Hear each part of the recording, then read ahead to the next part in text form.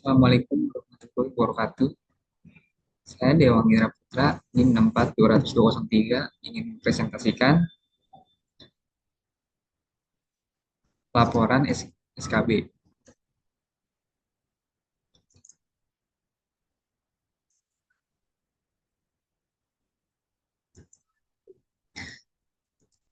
Nah, di sini tugas presentasi Dewangira Putra, dibuat dan NIM saya.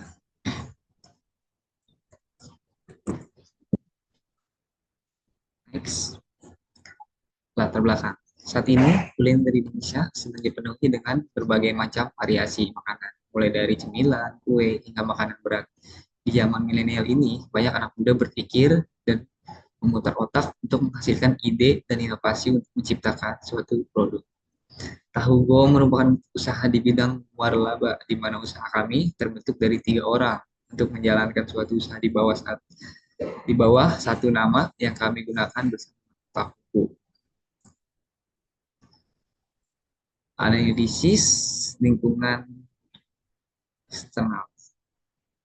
Analisis pasarnya, segmen geografis. Lokasi fokus pada daerah perkotaan dengan populasi padat seperti di sekitar perkantoran, kampus, pusat perbelanjaan, dan daerah residensial. Hal ini karena wilayah-wilayah tersebut memiliki mobilitas yang tinggi dan konsumsi cemilan cepat saji lebih besar. Yang kedua, segmen demografis. Usia 15 sampai 45 tahun. Segmen usia ini mencakup pelajar, mahasiswa, pekerja, dan keluarga yang sering mencari cemilan praktis. Jenis kelaminnya laki-laki perempuan karena tahu goreng merupakan cemilan yang disukai oleh semua kalangan. Pekerja yaitu karyawan, pelajar, mahasiswa, dan ibu rumah tangga yang sering membutuhkan makanan cepat saji sebagai cemilan atau pendamping makanan. Selanjutnya, analisis pesaing. Dalam menjalankan bisnis tahu goreng, penting untuk mengidentifikasi agar dapat merumuskan strategi yang lebih efektif dalam mempertahankan posisi di pasar. Berikut adalah beberapa jenis persaingan yang dihadapi oleh Takubo. Persaingan langsung adalah bisnis lain yang menawarkan produk serupa dengan Takubo, yaitu tahu goreng beberapa pesaing langsung yang dapat diidentifikasi antara lain warung tahu goreng tradisional, gerai cemilan tahu modern seperti tahu geletot dan tahu baso. Tiga, franchise tahu goreng lain. Pesaing tidak langsung adalah bisnis yang menawarkan produk cemilan yang berbeda, namun tetap bersaing dalam kategori produk makanan ringan yang sama. Beberapa pesaing tidak langsung untuk tahu go antara lain yang satu cemilan cemilan gorengan lainnya, restoran, cemilan sehat, alternatif, berbasis nabati. Aspek sosial dalam ekonomis. Satu, dampak positif ekonomi. A. Dapat menambah pemasukan keluarga dan dapat membantu perekonomian keluarga, tetapi tidak menutup kemungkinan jika suatu saat produk usaha tahugo ini bisa sukses dan menjadi penghasilan utama kami. Yang B. Terdapat peluang usaha. C. Dapat dijadikan usaha sampingan. Yang kedua, dampak positif sosialnya. Yang ke satu, A. Dapat diterima oleh masyarakat luas. B. Dapat meningkatkan kreativitas dan inovasi di bidang usaha kecil menengah. Yang C. Dapat mengetahui hal-hal yang berhubungan dengan proses usaha kecil seperti pengembangan pikiran tentang usaha tahugo. Yang ke D, apabila usaha tahugo ini sukses, maka akan dapat menambah karyawan baru sehingga saya bisa membuka peluang lahan pekerjaan baru buat teman-teman yang membutuhkan. Yang terakhir, yang E, dapat menambahkan ilmu karena kita juga belajar ilmu pemasaran dan manajemen usaha tahugo. Selanjutnya, identifikasi kebutuhan pasar. Mencari pembeli yang dianggap potensial. Pembeli potensial untuk tahugo dapat diidentifikasi berdasarkan segmentasi pasar yang spesifik. Berikut adalah beberapa kategori pembeli potensial. Yang pertama, pelajar dan mahasiswa. Yang kedua, pekerja kantoran. Yang ketiga, ibu rumah tangga. Dan yang terakhir, anak muda penikmat kuliner. Selanjutnya, menciptakan pesanan baru dari pelanggan yang sudah ada.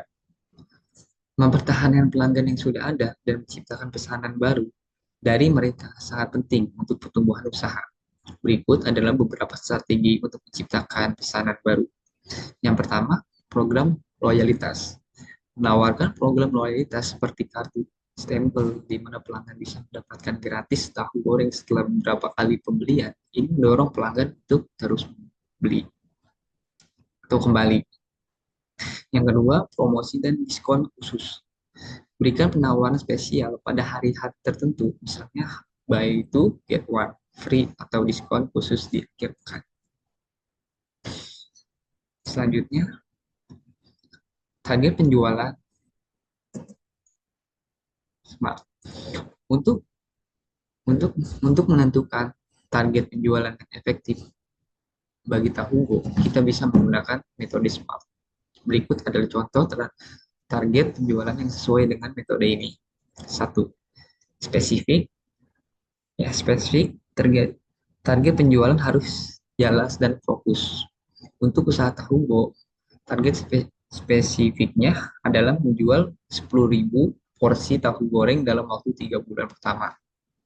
Fokusnya adalah menjual tahu goreng varian original dan crispy 3 gerai di area perkantoran dan kampus.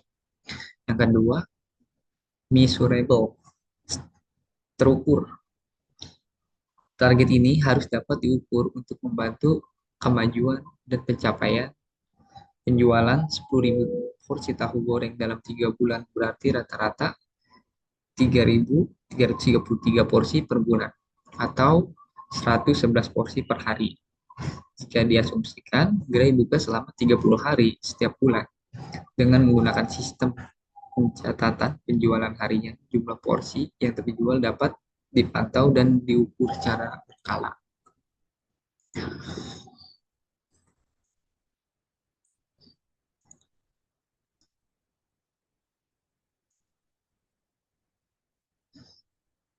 Achievable dapat dicapai. Target ini harus realitas dan dapat dicapai berdasarkan kondisi saat ini.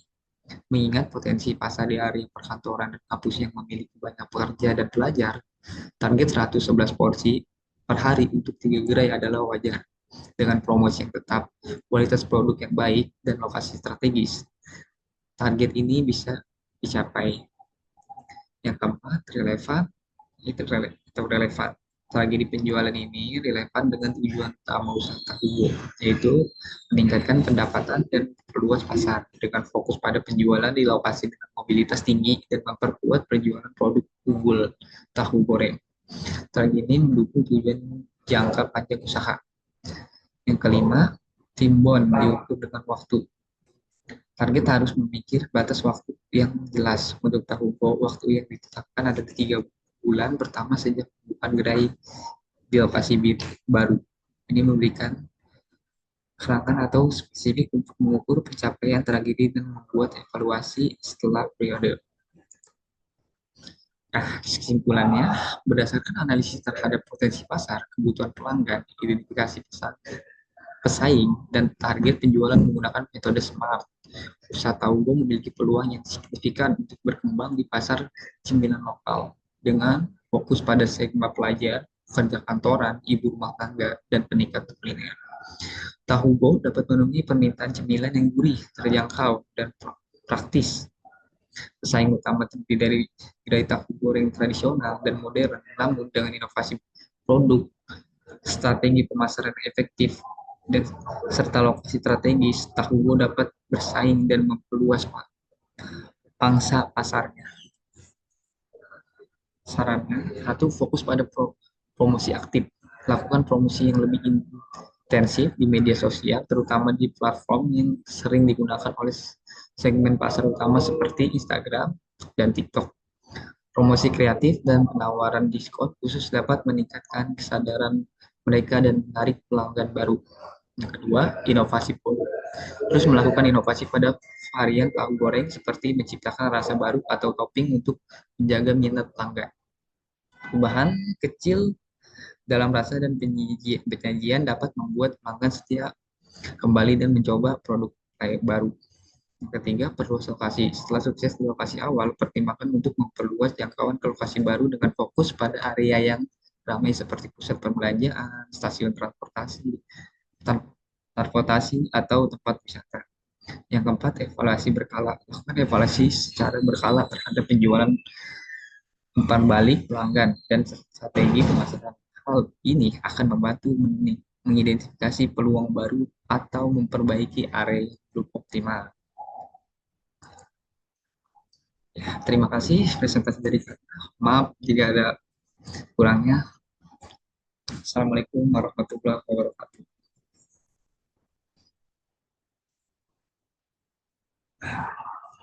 Selesai juga tugas.